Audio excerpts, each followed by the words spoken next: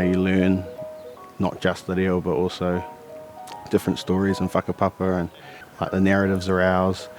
The people here are all our relations, right from level ones like me right up to panikititanga grads like Uncle Kahu, and that ability to kōrero right through and hear stories and hear language journeys, I think you just don't get when you're just in a level 1 classroom with people that are going to the Polytech. Ka rongo aki te haumaru, ki te aku te tau te whānau me te marae, me ngā āhuatanga e mōhio pai au. Koena kore e mutu tēnei mea te ako, nō reira me whaia tonutia te reo kia tiki rāno tō taumata ki te kōrero.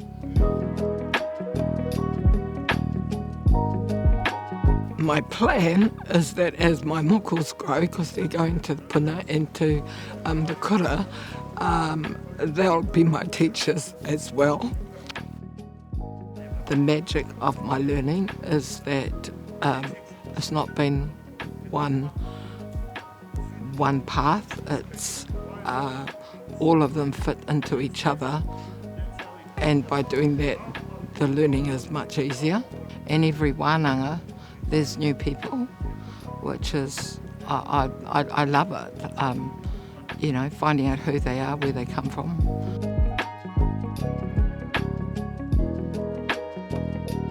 Yeah, I do hope to speak fluently in my reo,